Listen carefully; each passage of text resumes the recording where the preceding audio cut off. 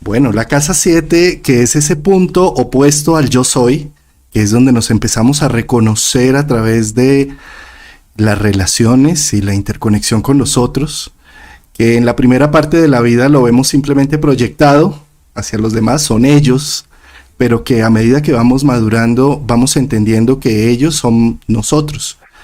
Entendiendo la casa 7, que es el horizonte, que es el otro, si decimos que la casa 1 es el yo soy, la casa 7 es la sociedad, la gente, mi pareja, los socios, es una excelente oportunidad para vernos reflejados en espejos. Y fíjate que uno en un espejo, uno no peina el espejo. Cuando uno se mira en un espejo que se quiere peinar, uno no peina el espejo. Es decir, uno no busca que los otros cambien para que yo pueda ser lo que soy. Uno necesita cambiarse en sí mismo para poder entablar unas relaciones constructivas y nutricias.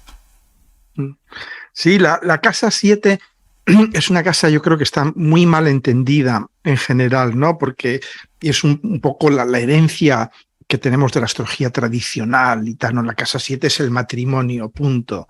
Ya está, ¿no? Y si les apuras un poco, dice, bueno, los socios, ¿no? Y si les apuras un poco más, los enemigos conocidos, ¿no? Entonces, es lógico, ¿no? Claro, cuando te malquistas con una pareja o con un socio, se convierte en un enemigo conocido porque lo conoces de muchos años de relación, ¿no?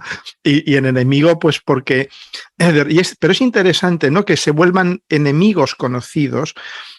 La casa 7 también en la astrología tradicional es la de los procesos, la de los juicios. Y no están descaminados, ¿eh? Cuando ves las cartas de famosos, cuando ves tránsitos de Saturno, por ejemplo, por la casa 7, pues aquellos famosos, políticos, etcétera, bueno, pues que digamos que no han sido muy correctos, pues ahí es cuando ya les comienzan los juicios, los procesos, etcétera, etcétera, ¿no? Lo vemos con Trump ahora, lo hemos visto con muchos políticos antes, ¿no? Entonces, pero bueno, esto es decir, todas las denominaciones de la astrología tradicional tienen una razón de ser, pero claro, son muy reduccionistas también, ¿no? Realmente la casa 7, algo que hay que entender en todas las casas, es que somos nosotros. Toda nuestra carta natal somos nosotros, ¿no? Y la casa 7 es aquella parte de nosotros en la que necesitamos del otro, pero del otro como medium, el otro es un medium, para conectar con nosotros mismos. Pero eso no significa que el otro sea la casa 7, el otro es el medium a través del cual conectamos con la casa 7, ¿no?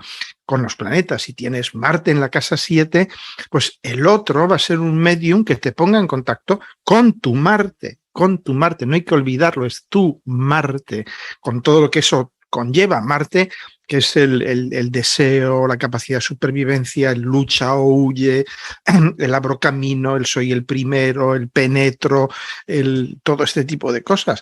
Pero es tuyo, es tu agente, no es el del otro, ¿no? Y esto me lleva a un comentario que yo pienso que es central para entender la casa 7, ¿no? Que es que hacemos trampas continuamente con la casa 7. Hacemos trampas porque decimos, bueno, si por ejemplo tengo Urano en la casa séptima, ¿no? Urano o Plutón, un planeta así incómodo, ¿no? Decimos, fantástico, lo tengo en la casa 7, pues entonces yo me asocio con un uraniano, con una plutoniana, con lo que sea, y ya está. De alguna manera hago una subcontratación, un outsourcing, como dicen ahora, ¿no? Hago subcontrato y digo, sí, mi pareja, sí, es súper manipuladora, o si la vieras, terrible, ¿no? O mi pareja sí está loca, tiene unas ideas locas y tal, ¿no? Eres tú el que tiene Urano en la casa séptima, ¿no? Pero está loca, pero loca, ¿no? Y tal, y ahí ¿qué estamos haciendo? Estamos haciendo trampas. Estamos haciendo trampas porque ese Urano es tuyo, ¿no? Es como si vas a un examen y sabes que te van a preguntar sobre Urano. Y en vez de estudiarte Urano, ¿qué haces? Vas con alguien que lleva Urano puesto, ¿no? Y le dices, oye, pasa tú el examen, porque después de todo tú ya tienes el Urano puesto. Entonces, este es el problema general de la casa séptima, que hacemos trampas. Vamos al examen con otra persona que le llevamos ahí agarrada del bracete diciendo, mira, este es mi Marte en casa séptima, es Marte súper marciano, grita, golpea, chilla, es temperamental, ¿no? Yo no. Él es así, ¿no? Y tal, y dice, bueno, tú pasas el examen. No, es trampas, ¿no? Por eso es que es tan curioso cuando uno escucha la crítica de que mi gente, mis hijos, mi pareja no me dejan, pues realmente es que no me dejo. No me dejo hacer estas cosas y lo proyecto en los otros porque no soy capaz de asumir la responsabilidad que representa ese planeta en casa 7. Precisamente desde lo humanístico se trata es como de recomponer ello. Se dice que uno no conoce bien a una persona hasta que no conoce su pareja o su contexto, porque ellos están mostrando también la realidad de cada uno. Es el completo, la completud que existe en la carta. De nada sirve sacar toda la casa a uno si no veo cómo se ve reflejado eso en los otros. Yo diría que incluso con más crudeza que uno no se conoce a sí mismo hasta que no se ha divorciado. Varias veces. ¿Por qué? Porque en ese momento hay una devolución del planeta. Imagínate que tú vivías tu Urano o tu Plutón a través de la otra persona y dices que ya estoy hartísima de esta manipuladora terrible y tal. Entonces vas y te divorcias y te quedas solo con tu Plutón. ¿Y qué haces? Pues vas encontrando plutoniana tras plutoniana y dices, bueno, quizás tenga que hacérmelo ver esto, quizás necesita algo de ayuda con este tema, ¿no? Y ahí empiezas a conocerte, es interesante. Por eso la casa 7 es fundamental, hay que, hay que explotar los divorcios. Son grandes experiencias. Yo pienso que es cuando realmente aprendes sobre tus relaciones, cuando te divorcias. No estoy recomendando a nadie que se divorcie, ¿no? Pero es cuando aprendes a la fuerza, porque tienes que recuperar ese planeta que proyectabas sobre el otro, de repente tienes que recuperarlo. De acuerdo, y además es que el matrimonio que se creó, esa institución se creó cuando la expectativa de vida iba hacia los 50 o 60 años, en donde decían se casa para toda la vida. Uno decía, bueno, un matrimonio de 20, 30 años no pasa nada. Pero ahora que la expectativa de vida está por encima de los 80, estamos hablando de matrimonios de 60 o 70 años. Sí. Fíjate, sí, la vida es demasiado larga. Fíjate, en ese sentido que nombras que cuando se separa empieza uno a asumir lo que había donado o hipotecado a la otra persona, pero tuve un ejemplo precisamente de dos hermanos, uno era Tauro y otro era Escorpio, y curiosamente ambos se comportaban inversos, es decir, el Tauro era muy escorpionano y el Escorpio era muy taurino. Falleció el hermano y al no tener ya, esa percha donde colgar, no le tocó más al otro que volverse más Escorpio, ¿sí? Es decir, es como si también las relaciones ayudaran a contener un poco la propia estructura. Y cuando se pierde la relación, pues es una bomba atómica, se perdió lo que cubría los átomos y explotó, ¿sí? No, eso es lo realmente, yo diría, creativo de cuando se pierde una relación, que tienes que reintegrar ese planeta y muchas veces te niegas. Por eso mucha gente dice, no, es que siempre tengo experiencias con uranianas o con uranianos o con plutonianas, ¿no? Porque te niegas a recuperar tu Plutón, de algún modo, a hacerte responsable de ese Plutón que sí, si está en casa séptima, vas a entrar de él a través de yo diría, de la mediunidad del otro, pero es tu Plutón, ¿no? Y es curioso, sobre todo con los planetas transpersonales, son los más duros de reconocer como nuestros, por eso se llaman transpersonales, ¿no? Y yo tengo una muy buena amiga, ¿no? Su primer marido artista, su segundo marido artista, su tercer marido artista. Neptuno en el descendente, ¿no? Pero va mejorando, ¿no? De algún modo, cada vez es más consciente de que ella se está casando con su artista interior también, pero claro, porque casarse con un artista es un precio muy alto que hay que pagar. con un neptuniano, porque es incontenible lo neptuniano. Cualquier planeta en la casa séptima, cualquier transpersonal en la séptima, es muy complicado, ¿no? Porque de algún modo el otro te está restregando por las narices ese planeta. Y tú, mientras la relación va bien, dices, fantástico, lo he subcontratado, él hace, sí, si es Urano, él hace de loco, si es Neptuno, él hace de artista, de gurú, de tal, y si es Plutón, pues sí, me va a manipular, me va a hacer conmigo lo que quiera, etcétera, etcétera, ¿no? Y más aún cuando el resto de la estructura de la carta, por ejemplo, es muy saturnina. Entonces la persona no se atreve a romper esos esquemas o esos límites y precisamente subcontrata a alguien que sí se atreva. Por eso terminamos enamorados, si tenemos un Urano en casa 7, del loco o de la loca, de la que está on-off, presente, ausente, porque no somos capaces de hacer eso. Somos tan saturninos, tan responsables, tan dedicados, que necesitamos de alguien que haga ese papel por nosotros. Totalmente, dímelo a mí, que tengo Urano en la casa séptima, ¿no? Y mis dos esposas, una no simultáneas, no soy polígamo, sino las dos tienen una cuadratura Sol-Urano. Las dos tienen una cuadratura Sol-Urano, ¿no? Y las dos la viven con una enorme intensidad, ¿no?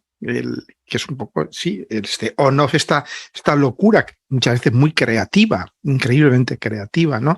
Que el lado bueno es que puedes, si tú aceptas ese Urano como tu Urano manifestándose a través de la relación, puede ser increíblemente fértil, ¿no? Porque la otra persona te está iluminando de una forma muy uraniana, te está procurando epifanías que a ti nunca se te hubieran ocurrido solo, y que luego a través de esa persona te tocan y dices, coño, pues tiene razón con esto, tiene razón con lo otro.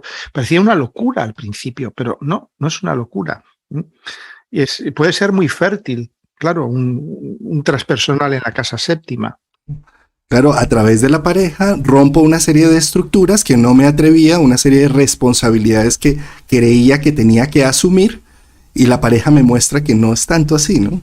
El problema de ello es la polarización. Cuando yo me polarizo en uno de los dos extremos, entonces juzgo al otro. Esa locura, ese on-off, ese no estar atenta, esa irresponsabilidad. Entonces me polarizo. Cuando puedo ver en mi pareja aquello que me hace falta y que puedo llegar a integrar con ella o con él, empiezo a ser más creativo y a la completud, ¿sí? Totalmente, ¿no? Pero eso es como todo, ¿no? Es cuestión de madurez, de haber vivido, haber pasado por una serie de experiencias, haberse divorciado y estas cosas. Es inevitable. La vida es un proceso de aprendizaje continuo, de prueba y yo no diría error, porque no hay error como tal, pero sí hay darse cuenta. Digamos que el error es el no darse cuenta. Estás en el error cuando no te das cuenta de algo, ¿no? Sí, no es de perder, sino de aprender. De aprender, sí. Totalmente. Sí, hay que desterrar esta carga que la astrología la tiene muy fuerte, ¿no? Judeocristiana, maniquea del bien, del mal, de hacer las cosas bien, el mal, el fracaso, el éxito, que todo esto es basura realmente, no hay bien ni mal, ni fracaso, ni éxito. Es aprendizaje, hay aprendizaje, simplemente. No ganamos y perdemos, sino ganamos y aprendemos.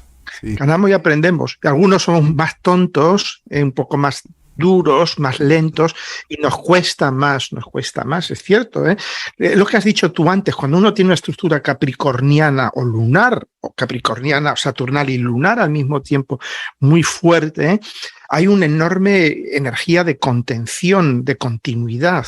Entonces, claro, los transpersonales nos cuesta asimilarlos, pero hay esperanza. Yo pienso que se pueden asimilar, incluso llegar a ser increíblemente fértiles, porque, claro, un transpersonal integrado, o yo diría al menos que ya no lo consideramos como un enemigo, sino como una fuente enorme de sabiduría, es una increíble potencia creativa. Y es que hablar de la casa 7 es hablar del contraste, es empezar precisamente a hablar de opuestos. de los opuestos complementarios, el opuesto a Aries. La primavera en el hemisferio sur, que es Libra, y la primavera en el hemisferio norte, que es Aries. Es lo mismo, la casa 1 y la casa 7, que están hablando precisamente, es el momento donde necesitamos aprender de la polaridad y no de la polarización, no de volvernos a puntos extremos.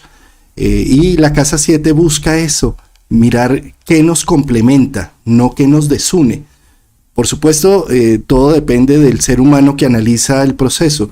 Puedo decir más bien qué nos desune, cuáles son mis enemigos declarados, a qué no, con qué no compatibilizo, o más bien eso que creo que no compatibilizo y que es absolutamente ajeno a mí, tiene un reflejo de lo que yo también soy. Y ahí es donde empezamos a jugar con la polaridad y nos salimos de la polarización. Totalmente, totalmente, ¿no?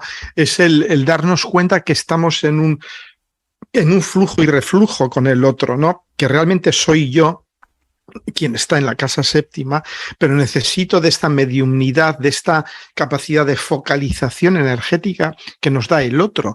Y esa es la belleza de la casa 7, que de algún modo nos dice estos planetas tuyos que tienes en casa séptima, o este signo, esta energía que tienes en la casa séptima, no puedes acceder a ella tú solo. No puedes acceder a ella tú solo, tienes que acceder a través del otro. Eso no significa que no sea tu energía, pero necesitas, es como el dinero que tienes en un banco, que no puedes disponer de él directamente, tienes que ir al banco y pedirlo de algún modo, ¿no? El banco lo tiene que producir, ese dinero no existe, es una, digamos, es una ficción, es una abstracción en una computadora, hasta que tú vas al banco y les dices, denme $5,000, y te dicen, no tiene usted saldo. Pero bueno, es decir, que es esto, ¿no? Con la enorme ventaja de que en la casa séptima no te van a decir, no tiene usted saldo. Uno va a ir encontrando siempre la energía del signo que tiene la casa séptima a través del otro. Y es precisamente porque como la séptima nace de la sexta, en la sexta nos refinamos en un proceso de individuación, nos volvemos peritos en algo. Y en casa 7 es donde empezamos a ver que eso no sirve de nada si no se comparte, si no se interconecta con lo social. A partir de la casa 7 empezamos a hacer un trabajo de quitarnos el egoísmo y la individualidad para empezar a sumarlo y hacer sinergia con los otros.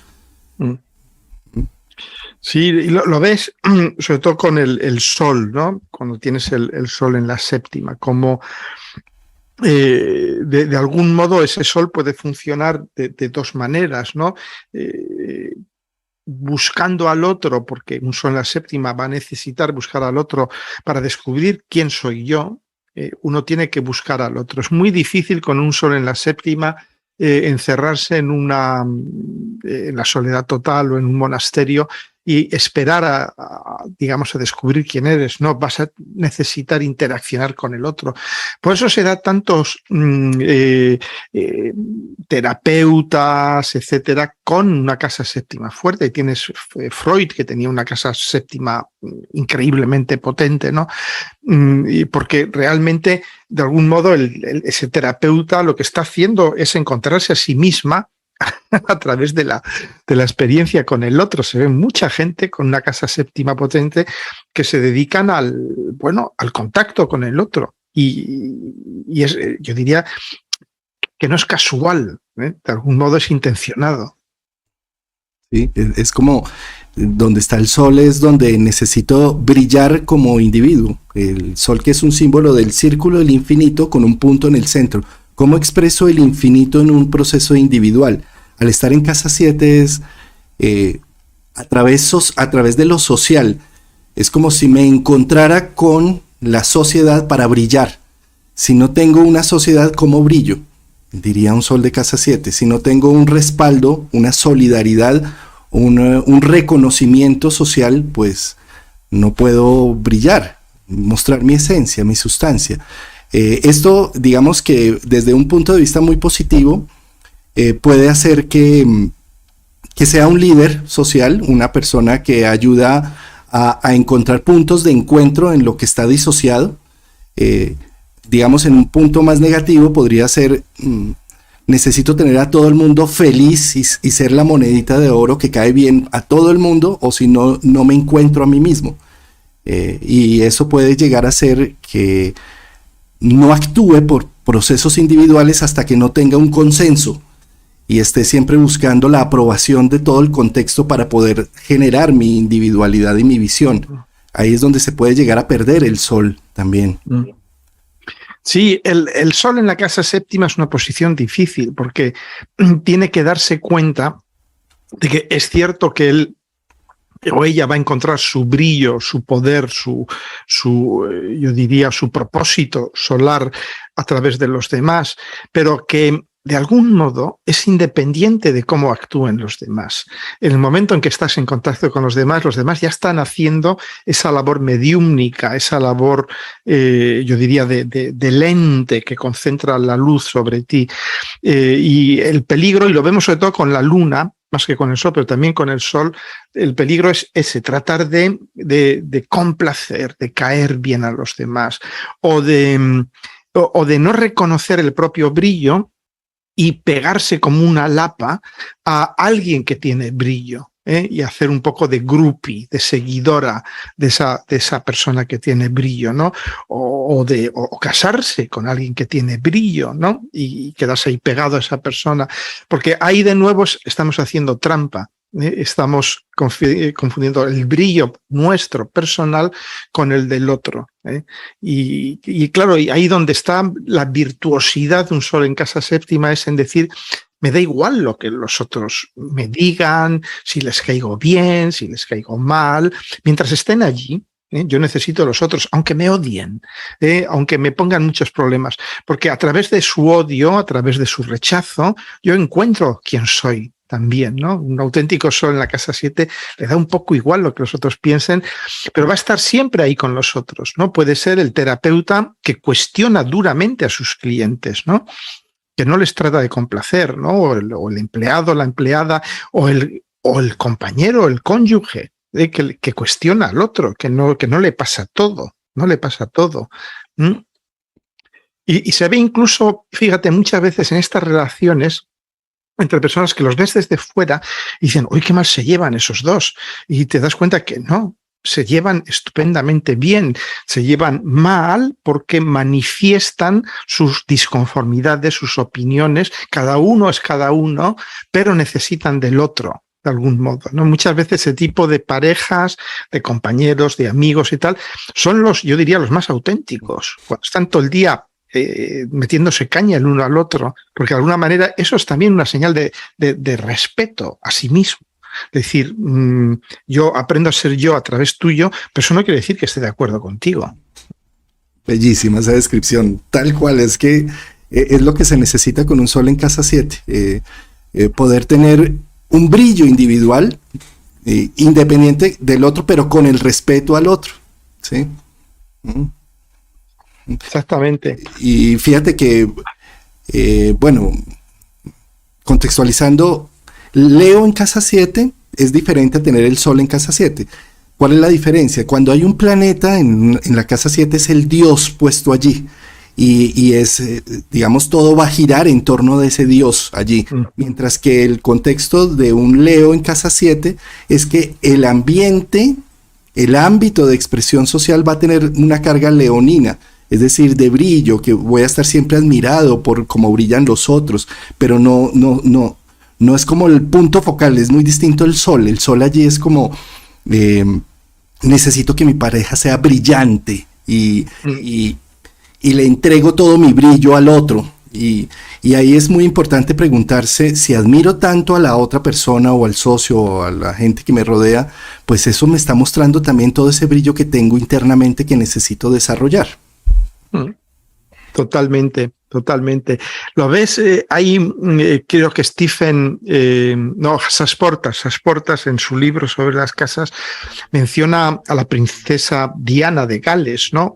Ahora tristemente de moda de nuevo, ¿no? Con todo este follón con la Casa Real Británica, ¿no? Que ella tenía el sol en casa séptima, y cómo realmente ella de algún modo trágicamente encuentra su ser profundo, su misión en la vida a través de su relación. Y visto desde fuera, digas, oh, qué trágico, porque él era infiel, ella luego también y tal, y al final se mató y todas estas cosas, ¿no? O sea, desde el punto de vista de cuento de hadas es muy trágico, ¿no?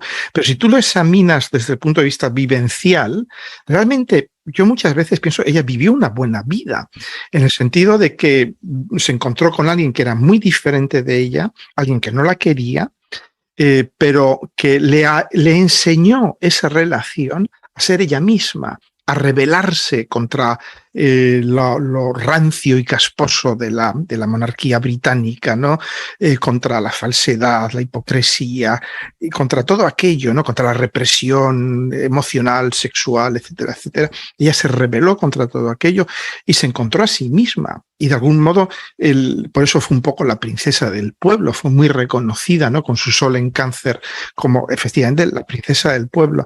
Es decir, que para mí no es una historia fallida, ¿no? La de Diana de Gales, ¿no? Ella realmente vivió su vida como quiso vivirla y probablemente, bueno, en muy pocos años que vivió una vida más intensa y más auténtica que muchos de nosotros, de algún modo. De acuerdo, y recordemos que los planetas en casa 7 se desarrollan de mejor manera, sobre todo cuando hay adultez y madurez, pasando seguramente el primer ciclo de Saturno, hacia los 29 años en adelante, empieza uno a apoderarse más de esos planetas y a no delegarlos tanto. Sí, algunos tardamos más, ¿eh? Hay que... Algunos tenemos que pedir prórrogas después. Pero sí es cierto, ¿no? Es cierto que digamos que la liberación del otro como espejo empieza a surgir con el primer retorno de Saturno. Y por eso hay muchas parejas también que se rompen o que comienzan a romperse en este momento, ¿no?